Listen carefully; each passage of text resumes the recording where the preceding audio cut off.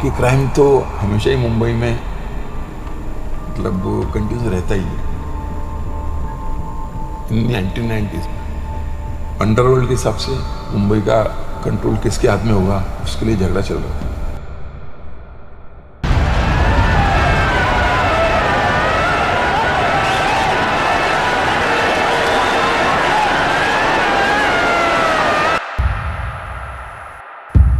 The bombs devastated Bombay's stock exchange. The explosive device placed in a car in the basement parking area claimed at least 70 lives. The underworld was getting out of control. Police were running around like headless chickens. So that's when I decided I'm going to get them. In interrogation, they gave us a tremendous amount of information about the activities of Dawood's gang. Tea company is like a huge conglomerate. I would say that at any given time, tea company would have on its payroll more than 25,000 people. It's a big industry. It's got its hands in almost every pie, from smuggling, gold, silver, electronics, drugs, bootlegging, gambling.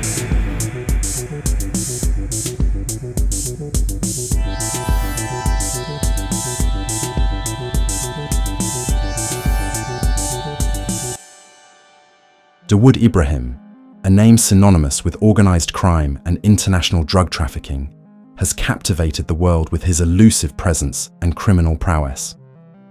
As the alleged mastermind behind various illegal enterprises, including drug trafficking, extortion, and terrorism, Ibrahim's life story is a complex tapestry woven from ambition, violence, and survival.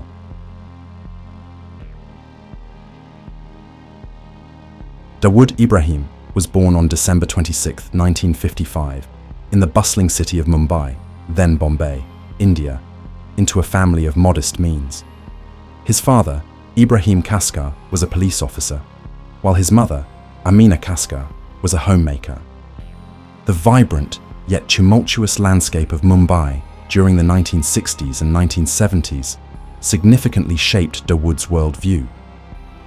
The city was undergoing rapid changes, with a burgeoning film industry and a growing underbelly of organized crime.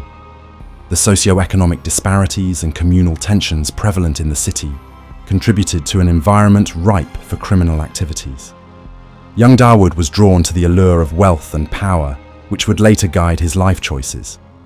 In the late 1970s, Dawood Ibrahim's criminal ambitions began to take shape as he joined forces with a local gangster named Haji Mastan. Mastan was an influential figure in Mumbai's underworld, involved in various illicit activities, including smuggling and extortion.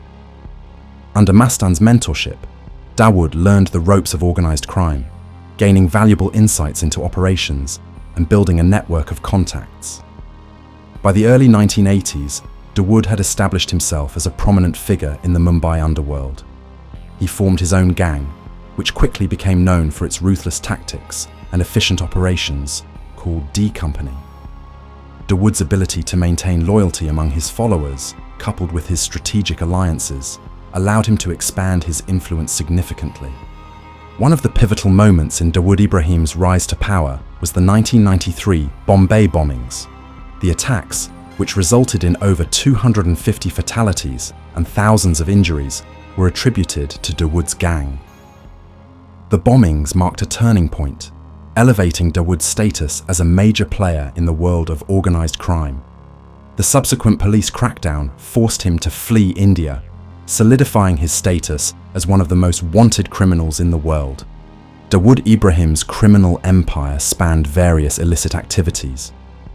His operations extended beyond the borders of India, reaching international markets. The intricacies of his criminal enterprises reveal a well-organized structure that facilitated his extensive network of crime. Dawood's involvement in drug trafficking began in the 1980s, when he started importing narcotics from Pakistan and Afghanistan. His gang became notorious for smuggling large quantities of heroin and other drugs into India, using a variety of methods, including maritime routes and air transport. Dawood's ability to establish connections with global drug cartels allowed him to secure a steady supply of narcotics, further bolstering his empire.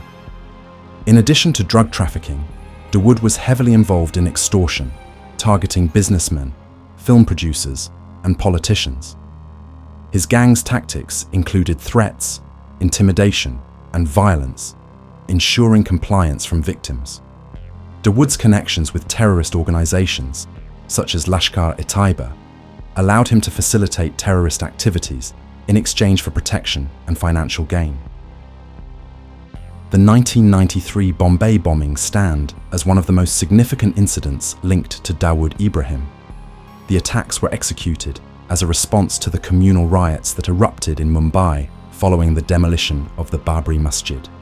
Dawood's gang, in collaboration with other criminal factions, orchestrated a series of bombings that devastated the city. Following the bombings, Indian authorities launched an extensive investigation into Dawood's activities. The government established the Special Task Force, STF, to track down the perpetrators, leading to multiple arrests and trials. Despite the efforts of law enforcement, Dawood managed to evade capture, fleeing to various countries, including Pakistan, where he sought refuge. After the 1993 bombings, Dawood Ibrahim's life drastically changed as he became a fugitive. He moved frequently between various countries, including Pakistan, the United Arab Emirates, and even the United Kingdom. His wealth allowed him to maintain a lavish lifestyle, complete with bodyguards and a network of loyal associates. Dawood's ability to evade law enforcement showcased his cunning and strategic thinking. He employed various tactics to stay under the radar, including changing his appearance, using aliases, and leveraging connections within the criminal underworld. His status as a fugitive allowed him to continue his operations while avoiding capture. Despite numerous attempts to apprehend him, Dawood's elusive nature and the complexities of international law enforcement posed significant challenges. The lack of cooperation from some countries, particularly Pakistan, further complicated efforts to bring him to justice. As the years passed, Dawood continued to evade capture, solidifying his reputation as a master criminal. Dawood was very powerful. He was like a king, and I wanted to make it big in Bombay. That was why I joined hands with the company. Their big thing was extortion. Every week, the D company would take money. The only language that they understood was bullet for a bullet. Throughout his criminal career, Dawood Ibrahim faced numerous challenges, including rival gangs seeking to undermine his influence. The gang wars that erupted in Mumbai during the 1990s were marked by violence and betrayals. Dawood's ability to navigate these challenges and eliminate threats contributed to his rise as a dominant figure in the underworld. Over the years, there have been numerous speculations regarding Dawood Ibrahim's health and possible death. Reports have circulated about his alleged illness, with some suggesting that he may have died in exile. However, these claims remain unverified, leaving his fate shrouded in mystery.